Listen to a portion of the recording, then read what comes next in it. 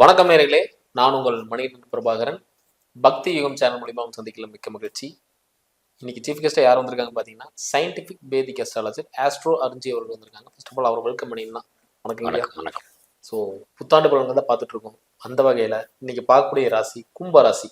So கும்பராசின்னு சொல்லும்போது ஜென்மச்சனியாக இருந்துச்சு, இன்னைக்கு வந்து பாதச்சனியாக போகுது. ஸோ அப்படி இருக்கும் பலன்கள் என்னன்னு சொல்லிருக்கீங்க. கண்டிப்பா.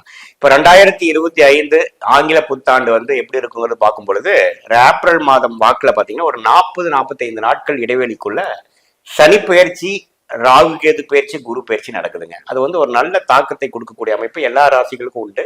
அந்தந்த ராசியோட அமைப்பு பொறுத்து மாறக்கூடிய அமைப்பு இருக்கு. அது வந்து கும்பராசிக்காரர்களுக்கு எப்படி கொடுக்குதுன்னு பாத்தீங்கன்னா, முதல் 4 மாசம் ஒரு மாதிரி பலன்களும், மே மாதத்துக்கு அப்புறம் இந்த பயிற்சிகள் முடிந்ததுக்கு அப்புறம் ஒரு அடுத்த வரக்கூடிய 8 மாதங்கள் டிசம்பர் மாதம் 2025 வரை, மே 2025 முதல் ஒரு அமைப்பும் கொடுக்கக்கூடிய அமைப்பு வந்து இருக்கு. அது என்னன்னு பார்ப்போம். இப்ப பாத்தீங்கன்னா, இப்ப இருக்கக்கூடிய அமைப்பு எப்படி போயிட்டு இருக்கு அப்படின்னா, ராகு வந்து 2ஆம் இடத்துல கும்பராசிக்காரருக்கு அப்படியே கடந்து போய் இருக்கிறது. 8ஆம் இடத்துல வந்து கேதுவும், குரு வந்து 4ஆம் இடத்துல இருக்கிறதும் சனி ராசிக்குள்ளேயே இருந்து ஜென்ம சனியால் பாதிக்கப்பட்டிருக்கிறார்கள். 2023 ஜனவரி மாதத்திலிருந்து 2025 மார்ச் 29ஆம் தேதி வரைக்கும் ஜென்ம சனி தாக்கத்தில் இருக்கக்கூடிய கும்பராசிக்காரர்களுக்கு ஒரு அருமையான பெயர்ச்சி வந்து ஜென்மசனியிலிருந்து நீங்கிறது கண்டிப்பா சொல்லியே ஆகணும். என்னதான் 7 நாள் சனி முடியலினாலும் ஜென்மசனி விலகிறதே வந்து ஒரு அருமையான ஒரு அமைப்பு. அதாவது உண்மையிலேயே ஒரு அவங்களுடைய மைண்ட் ஃப்ரீ ஆகுது. ஒரு ஒரு ஒரு பிரச்சனை சொல்ல முடியாத பிரச்சனையில இருக்கக்கூடிய வயது வித்தியாசம் இல்லாத கும்பராசிக்காரர்கள் ஒரு பிரஷர் இல்லாத ஒரு கிளாரிட்டி கொடுக்கக்கூடிய ஒரு அமைப்புக்கு வராங்க. ஏன்னா இருள் கிரகமாகிய சனியே பாத்தீங்கன்னா அவங்களுடைய ராசி கிட்டத்தட்ட சதய நட்சத்திரமா இருந்தாலும் சரி, புரட்டாதி நட்சத்திரமா இருந்தாலும் சரி, அவிட்ட நட்சத்திரமா இருந்தாலும் சரி, அந்த அனைத்து கும்பராசிக்காரர்களும் நல்லாவே வந்து விடுபடக்கூடிய அமைப்புகள் கண்டிப்பா உண்டு. அந்த விஷயத்துல ஒரு அருமையான பயிற்சி. அதே சமயத்துல ராகு ராசிக்குள்ள வந்தாலும் குரு பார்வை பெறுகிறது வந்து ஒன்றும் தப்பில்லை.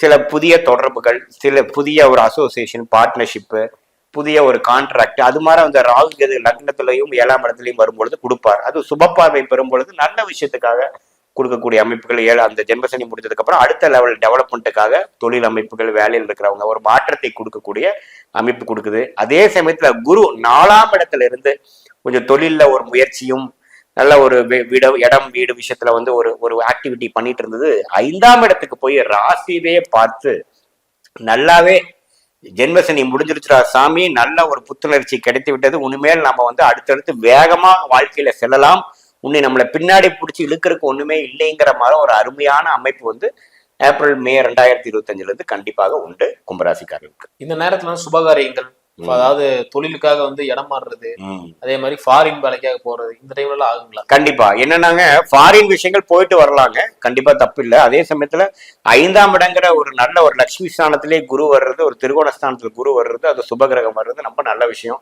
குழந்தைகள் எதிர்பார்க்கக்கூடியவங்களுக்கு ஒரு குழந்தை பேரு பெறுவது, குடும்பத்துல ஒரு சுப விஷயங்களே இல்லாமல் போய் கொண்டிருக்கிறதுங்கிறதுக்கு ஒரு சுப விஷயங்கள் பண்றது, அப்புறம் காதல் கைகூடுகிறது. காதல் செய்து கொண்டிருக்கிறோம் அஷ்டம சனி ஜென்மசனியில வந்து, அதாவது குறிப்பா 2023-24 வந்து நம்ம ஒரு பாதிப்பாயி குடும்பத்துல நம்ம ஓகேனாங்கன்னா அவங்க குடும்பத்துல வேண்டாங்கிறாங்க, ஏதோ ஒரு பிரச்சனை போயிட்டு இருக்குதுங்கிறதுலாம் கொஞ்சம் காதல் கைகூடக்கூடிய விஷயங்கள், கல்யாணத்துல முடியக்கூடிய விஷயங்கள் அதெல்லாமே உண்டு. வெளிநாடு வந்து தீர்க்கமா போக முடியினாலும் போயிட்டு வரக்கூடிய அமைப்புகள், ஒரு புதிய முயற்சிக்காக சில முதலீடுகள் செய்யக்கூடிய அமைப்புகள் எல்லாமே நல்லாக இருக்கிறது. அருமையா சொன்னீங்க. இப்ப இவங்க கும்பராசிக்காரங்க பண்ணவே கூடாதுன்னு என்ன விஷயங்கள் பண்ணக்கூடாது? கண்டிப்பா. இப்ப பாத்தீங்கன்னா அருமையான ஒரு மாற்றத்தை கொடுத்திருக்குது. ஜென்மசனி தாக்கத்துல இருந்து வெளியில வரும் பொழுது, அதே சமயத்துல லக்னத்திலே ராகு வந்து குரு பார்வை பெறும் பொழுது, அதே சமயத்துல லட்சுமி ஸ்தானம் என்று சொல்லப்படுகிற 5ஆம் வீட்டிலேயே குரு வர்றது, எல்லாமே வந்து ஒரு வேகமான ஒரு நல்ல மாற்றத்தையும் ஒரு நல்ல ஒரு ஆப்பர்ச்சுனிட்டியும் கையில கொடுக்கக்கூடிய அமைப்பு இருக்கு. பட் இருந்தாலும் நீங்க வந்து சரி உண்மையில வந்து தொட்டதெல்லாம் தொலைகதான் போகுது, இவ்வளவு தூரம் 2 வருஷம் நம்ம வந்து ஒரு வேலையில சரியா போக முடியாம போச்சு, there is lot of loss of income, பண இழப்புகள் அதிகமா இருந்ததுங்கிறத தெரிவிக்காக விட்டதை பிடிக்கலான்னு ஒரு மென்டாலிட்டி ஹியூமன் நேச்சர். எப்பவுமே பாத்தீங்கன்னா நீங்க ஒரு ட்ரேடிங் பண்றதா இருந்தாலும் சரி, ஒரு நம்மளோட ஹியூமன் நேச்சரே எப்படி இருக்குன்னா, ஏதோ ஒரு விட்டுட்டீங்கன்னா அதை பிடிக்கணும்னு நம்ம அக்ரெசிவா போவோம். அந்த அக்ரெசிவா போறப்பன்னா நம்ம கரெக்டான டிசிஷன் எடுக்கிறோமாங்கிறது கொஞ்சம் கரெக்டா பார்க்க மாட்டோம், கவனிக்க மாட்டோம். ஏன்னா நம்ம வந்து ஒரு 4 நாளா பசியில இருக்கிறவனுக்கு திடீர்னு சாப்பாடு கொடுத்தீங்கன்னா என்ன பண்ணுவோம்? நல்லா தொட்டு சாப்பிடுவோம் இல்லைங்களா? இல்ல, அப்படியே எடுத்து அது மாதிரிதான் சம்டைம்ஸ் நம்ம செயல்பட்டுருவோம். அந்த விஷயங்கள் வந்து கொஞ்சம் நீங்க கவனமா இருக்கணும். உண்மையில நிறைய ஆப்பர்ச்சுனிட்டி கிடைக்கும் உங்களுக்கு. உங்களுடைய வாழ்வாதாரம் எப்படி இருக்குதோ அந்த அமைப்புல, அந்த வாழ்க்கை சூழல்ல கண்டிப்பா கிடைக்கும். ஆனா அது எப்படி பண்ணணும், எப்படி உண்மையில இன்னொரு ஜென்மசனி தாக்கம் மாதிரி ஒரு விஷயத்துல மாட்டிக்கூடாதுங்கிற ஒரு விஷயத்துல கவனமாக இருந்து நம்ம கிரீடியாவோ நம்ம விட்டதை பிடிக்கணுங்கிற மாதிரி விஷயம் இல்லாமல் தீர்க்கமா யோசிச்சு பிளான் பண்ணி நீங்க எக்ஸிக்யூட் பண்ணும் பொழுது கண்டிப்பாக பிரச்சனை இல்லை, உண்மையில வர்றதெல்லாம் வெற்றி தான். அதே சமயத்துல இன்னொரு விஷயமும் கவனமா இருக்கிறது, லக்னத்துல ராகு இருக்கார். சோ ராகு கேது லக்னத்திலையும் 7ஆம் இடத்துக்கும் வரும் பொழுது இந்த கணவனா இருந்தா மனைவி, மனைவியா இருந்தா கணவர், அது மாதிரி ஃபேமிலி விஷயங்கள்ல, நண்பர்கள் விஷயத்துல, பங்குதாரர் விஷயத்துல கொஞ்சம் சுணக்கங்கள் வரும். சில விஷயங்கள் வந்து கொஞ்சம் தேவையில்லாம கொஞ்சம் டிஸ்டர்பன்ஸோ ஒரு கருத்து வேறுபாடுகளோ வரக்கூடிய அமைப்புகள் இருக்கு.